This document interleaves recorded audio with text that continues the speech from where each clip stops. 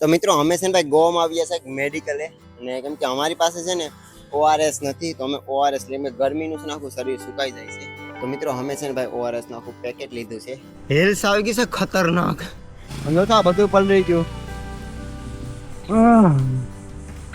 ગોવામાં છે ને ભાઈ એટલી ગરમી લાગી ને, તો અમે છે ને આ ભાઈ પાસેથી પીધો રસ. અને આ ભાઈ છે ને છે यूपी ना, ने सारे बोतल लेके आ भाई, अब हम कैसे ले जाए बताओ नहीं. तो थैंक यू सो मच भैया इतना प्यार देने के लिए. Welcome to Karnataka. Thank you so much. Welcome to. Okay. આખો દિવસ સાયકલ ચલાવતા ચલાવતા ફાઇનલી પહોંચી જશે દરિયાના કિનારે, અને મારી પાછળ જોશો ને એ છે ખાડી, અને ભાઈ આમ જો આ બ્રિજ છે.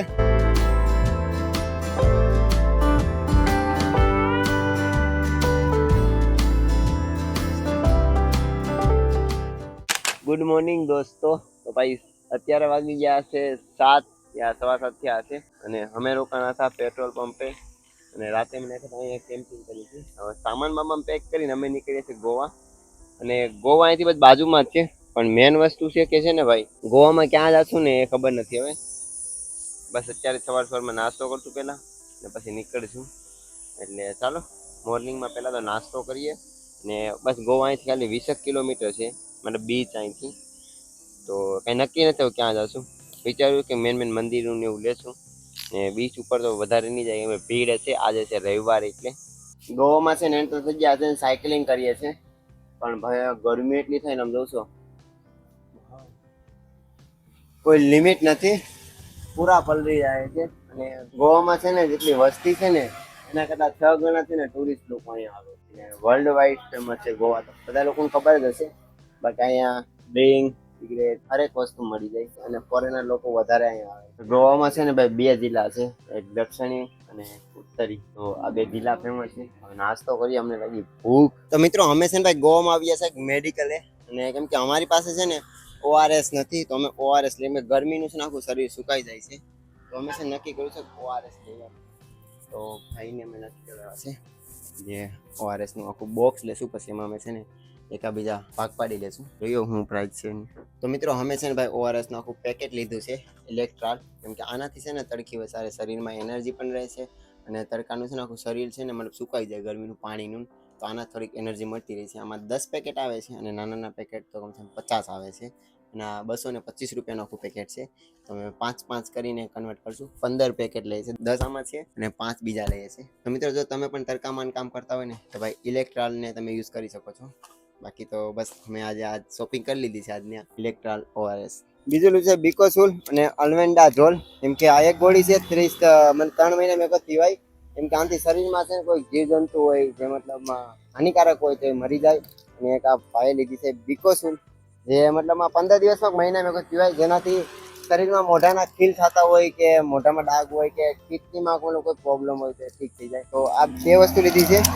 બાકી હવે અહીં તમે નીકળવા સીધા ગોકર્ણના. અત્યારે તમે લગભગ સાઉથ સાઈડ નીકળી અને રેસ્ટ કરશું. ગોવામાં હિન્દીમાં કહે છે ઉત્તરી ગોવા, દક્ષિણી ગોવા, અને ઇંગ્લિશમાં કહે છે નોર્થ ગોવા, સાઉથ ગોવા. ચાલો હવે આપણે અહીંથી નીકળીએ ગોકર્ણના સાઈડ. ને ગોકર્ણના છે અહીંથી 130 કિલોમીટર. ગોવામાં છે ને ભાઈ એટલી ગરમી લાગી ને, તો અમે છે ને આ ભાઈ પાસેથી પીધો રસ, 30 રૂપિયાનો ગ્લાસ. અને આ ભાઈ છે ને છે યુપી ના, ને અહીંયા કામ કરે. આમાં છે ને અમને ભાઈએ બરફ નાખી દીધો ને પાણી ભરી દીધું છે, એટલે ખુશી થાય છે ભાઈ. આવા તરીકાનું છે ને પાણીમાં બરફ નાખીને આપે ને, એટલે ઓ ભાઈ કેટલો ઠંડો બરફ છે ને કેટલું ઠંડુ પાણી થઈ ગયું છે.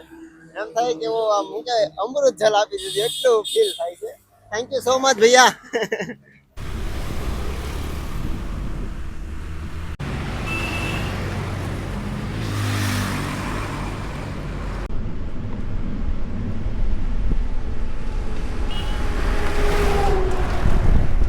भाई ठंडा है पानी या नहीं है? हैं? ये आपके गुजरात के कच्छ जैसा गर्म है। कच्छ जैसा गर्म है, मतलब फिल्टर बंद है.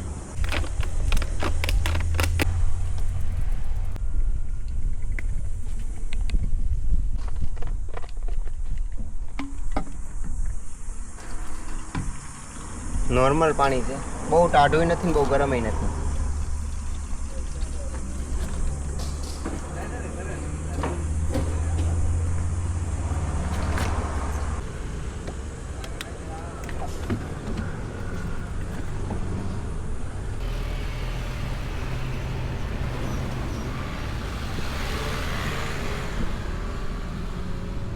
હિલ્સ આવી ગઈ છે ખતરનાક.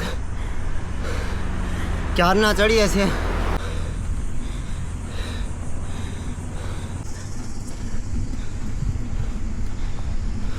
ફાઇનલી ભાઈ હિલ્સ ચડાવી લીધી છે.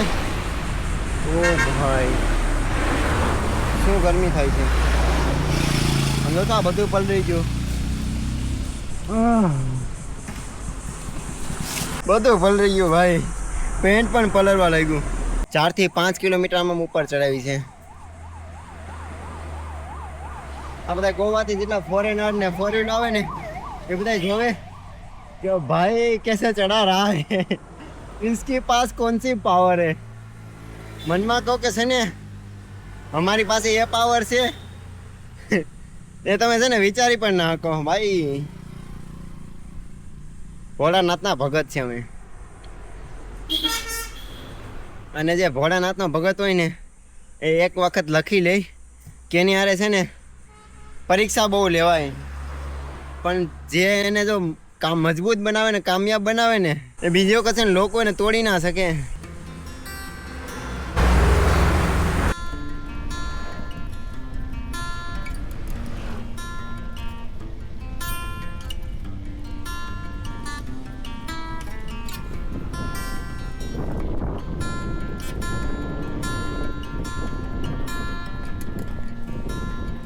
તો મિત્રો અમે છે ને આખો દિવસ સાયકલ ચલાવતા ચલાવતા ફાઇનલી પહોંચી જશે દરિયાના કિનારે. અને મારી પાછળ જોશો ને એ છે ખાડી. અને ભાઈ આમ જો બ્રિજ છે ને અહીંયા આપણી સાયકલ મૂકી દીધી છે. આ સાઈડ થઈ ગયો છે દરિયો શરૂ. અને ભાઈ અહીંનો કંઈક નજારો તો અલગ જ લાગે છે. ઉપર જો ભાઈ શું મસ્ત લાગે છે ને. ને મતલબ આજ તો છે ને બહુ ગરમી થઈ છે ને અત્યારે કંઈક ટાઢો ટાઢો પવન આવ્યો છે એટલે કંઈક મજા આવે છે. પણ બ્રિજ ઉપર છે ને એટલે મને એવું લાગે થોડો ઠંડો પવન વધારે છે. બાકી હવે અમે થોડીક વારમાં છે ને દરિયા પહોંચવાના છે. થોડીક વાર મિત્રો છે ને રેસ્ટ કરી લે, કેમ કે છે ને બ્રિજ ઉપર ઠંડો ઠંડો પવન આવે છે ને ભાઈ તો સુકૂન મળે છે. કેમ કે સવારના છે ને એક હિલ ચડાવી થાકી ગયા છે તો રેસ્ટ કરીએ અહીંયા થોડીક વખત ને પછી નીકળીએ આગળ. એક બીચ ઉપર જ રોકાવાનું કંઈક પ્લાનિંગ કરીએ છીએ કે નહીં રેસ્ટ કરીએ થોડીક વાર. હવે અમે જાય છે બીચ ઉપર અને કંઈક આવો રસ્તો છે સિંગલ પટ્ટી. ભાઈ જ્યાં જોઈને ચડાવો છે આ સાઈડ તો ચડો અને ઉતરો. હાન થાય તો ટૂલ થઈ જાય હો. મોબાઈલમાં એડિટ કરતા કરતા નીંદર આવી જાય. અહીંયા પાર્કિંગ એટલા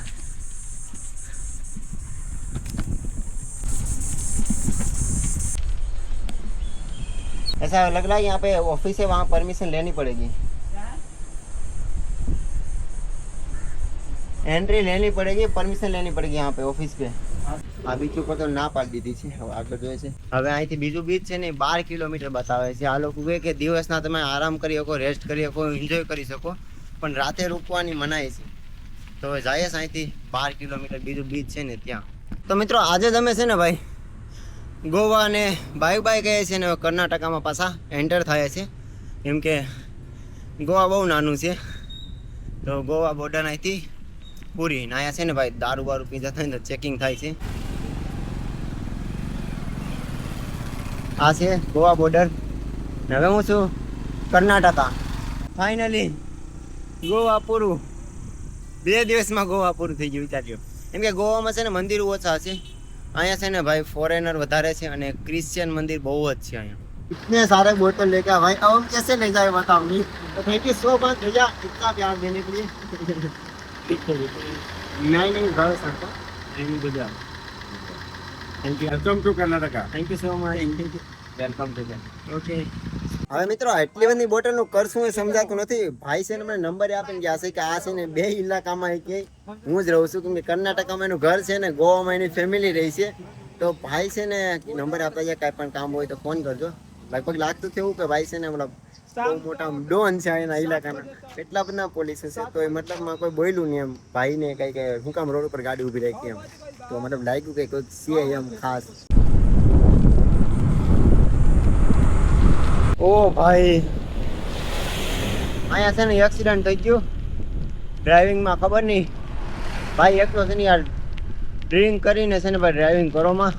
અને ક્યારેય રોડ ક્રોસ કરો ને તો ભાઈ ધ્યાન રાખો. અહીંયા જો તમે હટ ગયા સારા.